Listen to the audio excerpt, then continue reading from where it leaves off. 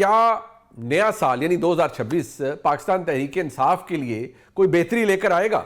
Other Qadri صاحب، آپ کا کیا اوپینین ہے اس معاملے پر؟ دیکھیں جی، نیا سال بھی مجھے ایسے ہی لگتا ہے کہ جیسے پچھلے سال میں ہم نے دیکھا کہ تحریک انصاف کے لیے کافی مشکلات تھیں اور سسٹم کے اندر آپ کو ان کے لیے گنجائش نظر نہیں آتی. تو اگر اس خوشخبری سے یہ مراد ہے کہ عمران خان صاحب جیل سے باہر آ جائیں گے یا پھر ان کی حکومت آ جائے گی، وہ مجھے اتنا آسانی سے ہوتا ہوا نظر نہیں آ رہا. لیکن جس قسم کے حالات ہیں اور اسپیشلی آپ کو پتہ ہے پاکستان میں چیزوں کے تبدیل ہوتے ہوئے کوئی زیادہ ٹائم نہیں لگتا، تو مجھے یہ لگتا ہے کہ اگر تحریک انصاف کی کوئی ایسی سٹریٹ موومنٹ بنتی ہے جس کی وجہ سے حکومت پہ دباؤ پڑتا ہے، تو اپریل کے مہینے کے بعد عین ممکن ہے کہ چیزیں کچھ شاید کوئی بہتر ہوں تحریک انصاف کے لیے، کوئی مذاکرات کے نتیجے میں کچھ چیز نکل سکے.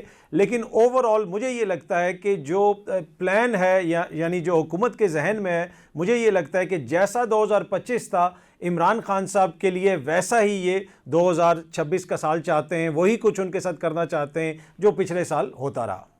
منصور علی خان صاحب، کیا ایسا ہی ہے جیسا نظر آ رہا ہے یا کچھ ایسا ہے جس کی خبر کسی کو نہیں ہے اور آپ کو اس کی انفارمیشن ہے؟ دیکھیں، میرے خیال میں 2026 جو ہے وہ پاکستان تحریک انصاف کے لیے خوشخبری لاتا ہے یا نہیں لاتا ہے، اس کا فیصلہ پاکستان تحریک انصاف نے کرنا ہے. ڈیپینڈ کرتا ہے کہ وہ کتنی دیر تک جو ہے اس پریشر کو برداشت کر سکتے ہیں. ظاہری بات ہے عمران خان صاحب سے ملاقاتیں بند ہیں، پارٹی کے لیے مشکلات ہیں، جلد سے جلوس نہیں کرنے دیے جاتے.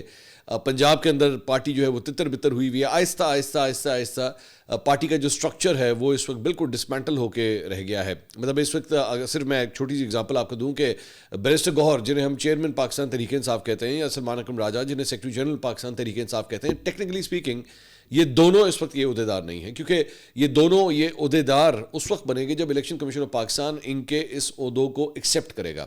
سلمان اکرم راجہ صاحب اس میں سیکرٹری جنرل ہیں، لیکن وہ پارٹی کا کوئی پیپر سائن بھی نہیں کر سکتے، اس کی کوئی کسی نوٹیفکیشن کو وہ سائن نہیں کر سکتے. سو پارٹی کی یہ صورتحال ہے. اب ڈیپینڈ کرتا ہے کہ کیا اس پریشر کو وہ کس حد تک برداشت کر پاتے ہیں. 2026 بھی انہوں نے ویسے ہی گزارنا ہے جس طرح 2025 گزارا، یا پھر انف از انف اور اب وہ چاہیں گے کیونکہ بڑا بریک تھرو ہو تو تبھی معاملہ جو ہے میرے خیال میں ریزالو ہو سکتے. تو 2026 پاکستان تحریک انصاف کے لیے کیسا رہے گا، اس کا فیصلہ پاکستان تحریک انصاف نے کرنا ہے. غریدہ فاروقی صاحبہ، آپ کی انفارمیشن کیا ہے؟ ایسا ہی ہے جیسے نظر آ رہا ہے یا کچھ ایسا ہے جو اس وقت ظاہر نہیں ہو رہا؟ اس سوال کا جواب آپ کیسے دیں گی؟ بالکل کوئی خوشخبری کم از کم مجھے نظر نہیں آتی. خوشخبری کیا ہو سکتی ہے؟ سب سے بڑی خوشخبری تو پی ٹی آئی کے لیے یہ ہو سکتی ہے نا کہ عمران خان رہا ہو جائیں. تو 2026 میں تو مجھے عمران خان رہا ہوتے ہوئے نظر نہیں آتے. مزمل ظہور وردی صاحب، بڑی ناقدانہ رائے ہوتی ہے آپ کی، لیکن اس ایشو کو آپ کیسے ایڈریس کریں گے؟ 2026 تحریک انصاف کے لیے کوئی خاص خوشخبری نہیں لا سکتا. مجھے تحریک انصاف کے لیے 2026 میں کیا عمران خان کی رہائی ممکن ہے؟ مجھے نہیں نظر آتا کہ 2026 عمران خان کی رہائی کا سال ہو سکتا ہے. مجھے نہیں لگتا کہ تحریک انصاف کے جن لوگوں کو سزائیں ہوئی ہیں وہ دیگر لوگ بھی وہ کوئی جیلوں سے باہر آ جائیں گے 2026 میں. مجھے نہیں لگتا. مجھے 2026 میں تحریک انصاف کے لیے مزید مشکلات میں اضافہ نظر آتا ہے. مجھے 2026 میں تحریک انصاف کے لوگوں کے لیے مزید سزائیں نظر آتی ہیں. مجھے 2026 میں عمران خان کے لیے مزید سزائیں نظر آتی ہیں. مجھے 2026 میں تحریک انصاف اور عمران خان کے لیے سیاسی مشکلات میں اضافہ نظر آتا ہے. مجھے ان کے لیے سیاسی تنہائی میں اضافہ نظر آتا ہے. مجھے کوئی حالات کی بہتری نظر نہیں آتی ہے. اگر تحریک انصاف کوشش بھی کرے تو شاید حالات اب اس نہج پہ پہنچ گئے ہیں کہ وہ اس کو ٹھیک نہیں کر سکتے. مریم ایمن صاحب، آپ اس کو اسی نظر سے دیکھیں گی یا آپ کا تجزیہ مختلف ہے؟ فی الحال تو تحریک انصاف کی جو مشکلات ہیں اس کو کم ہوتے ہوئے ہم نہیں دیکھ رہے ہیں.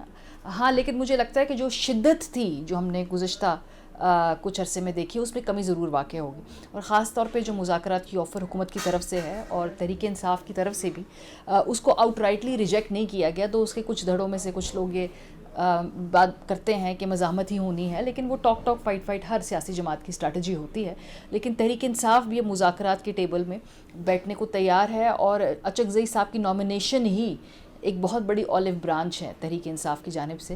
سو مشکلات میں کوئی بہت خاطر خواہ کمی نہیں ہوگی، لیکن ہاں وہ شدت بھی نہیں ہم دیکھیں گے جو پچھلے کچھ ماہ میں ہمارے سامنے آئی. حسن ایوب صاحب، خبر کیا ہے یہ اس معاملے کے اوپر؟ اس کو کیسے اسیس کریں گے آپ؟ دیکھیں، تحریک انصاف کے لیے خوشخبری آ سکتی ہے، لیکن اس کے لیے تحریک انصاف کے اندر خوشخبری یہی ہوگی کہ وہ اپنے آپ کو انتشاری جماعت سے تبدیل کرتے ہوئے سیاسی جماعت جو ہے وہ بنا لیں. یہی خوشخبری ہو سکتی ہے جس کے بعد پاکستان تحریک انصاف کے لیے اس نئے سال کے اندر بہتری آ سکتی ہے.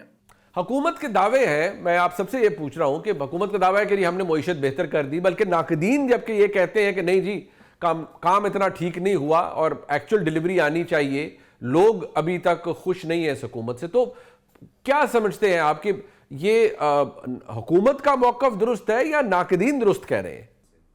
دیکھیں، معیشت کی اگر آپ بہتری کی بات کرتے ہیں تو آپ دیکھتے ہیں گروتھ ریٹ آپ کا کتنا ہے، انویسٹمنٹ کتنی آ رہی ہے، عام لوگوں کو نوکریاں کتنی مل رہی ہیں، کیا عام لوگوں کی زندگیاں بہتر ہوئی ہیں. تو جب آپ معیشت کے کچھ امپورٹنٹ اشاریوں کا ذکر کریں یا بہت زیادہ ٹیکنیکل چیزوں کا ذکر کریں تو عام بندہ اس کو نہیں سمجھتا. ہو سکتا ہے کسی ٹیکنیکل چیز میں کوئی بہتری آئی ہو، لیکن عام بندہ تو یہی دیکھ رہا ہے کہ ان کی تنخواہیں کم ہو رہی ہیں، انویسٹمنٹ نہیں آ رہی. یہ وہ حکومت ہے جس نے پاکستان کی تاریخ میں سب سے زیادہ وعدے کیے کہ وہ والا ملک بھی پاکستان میں انویسٹ کر رہا ہے، وہ والا ملک بھی پاکستان میں انویسٹ کر رہا ہے، اربوں ڈالر آ رہے ہیں، لیکن انفارچونیٹلی اس طرح انویسٹمنٹ نہیں آئی. ایف ڈی آئی جو ہے فورن ڈائریکٹ انویسٹمنٹ، وہ بھی بتایا گیا کہ 50 سال کی کم ترین سطح پہ ہے. تو معیشت کے بہتری کے دعوے تو بہت زیادہ کیے گئے، لیکن گراؤنڈ ریالٹی اس سے ڈیفرنٹ ہے. کوئی بھی ایک ایسا سیکٹر نہیں ہے پاکستان میں اس وقت جو یہ کہہ سکے کہ جی وہاں پہ بہت زیادہ بوم چل رہا ہے. منصور علی خان صاحب، آپ کا کیا اوپینین ہے اس معاملے پر؟ دیکھیں، میرے خیال میں یہ تھوڑی سی نا اپس اینڈ ڈاؤنز ہیں. میں یہ نہیں کہتا کہ جناب معیشت جو ہے وہ ٹوٹلی ٹریک کے اوپر آ گئی، اور میں یہ بھی نہیں کہتا کہ جناب بالکل ڈیریل ہو گئی ہے. مطلب مثال کے طور پہ you have to give this کہ آج سے 2-2.5 سال پہلے جس طرح ڈیفالٹ کی باتیں ہو رہی تھی، ڈیفالٹ ہونے لگا ہے، ڈیفالٹ ہو جائے گا، ملک بینک کرپٹ ہونے لگا ہے، آپ کی ایل سیز نہیں کھل سکیں گی، بینکس آپ کی گارنٹیز نہیں دیں گے، امپورٹس جو ہیں وہ آپ کی سفر کریں گی، ڈالر جو ہے وہ آپ دیکھیے گا 400 پہ چلا جائے گا، 500 پہ چلا جائے گا. اس قسم کی باتیں آج سے 2-2.5 سال پہلے ہو رہی تھی، وہ نہیں ہوا.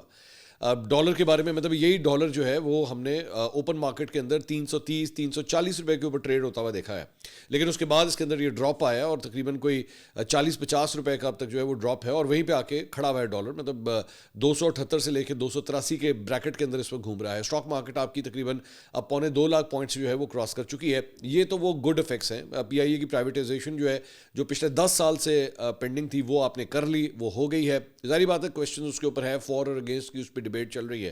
لیکن ورینگ سائنز یہاں پہ ہیں، وہ آپ کا بڑھتا ہوا سرکولر ڈیٹ ہے، وہ ویسے کا ویسے بھی آپ کو تنگ کر رہا ہے. وہ پچھلی حکومتوں میں بھی کر رہا تھا، اب بھی کر رہا ہے، بلون ہوتا جا رہا ہے، بڑھتا جا رہا ہے، وہ آپ کو تنگ کر رہا ہے. اس کے علاوہ مطلب فورن ڈائریکٹ انویسٹمنٹس کے معاملات جو ہیں بہت سے جو ہے وہ آپ لوگوں نے جا کے مختلف قسم کے معاہدے وغیرہ جو ہے وہ سائن کیے. یہ بتایا گیا جناب اتنے بلین ڈالرز کی انویسٹمنٹس پاکستان کے اندر جو ہے وہ آنے لگی. That is not happening up till now.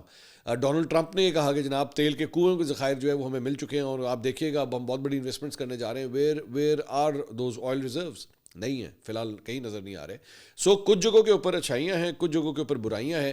So over all ایک مکس بیگ ہے معیشت کے حوالے سے.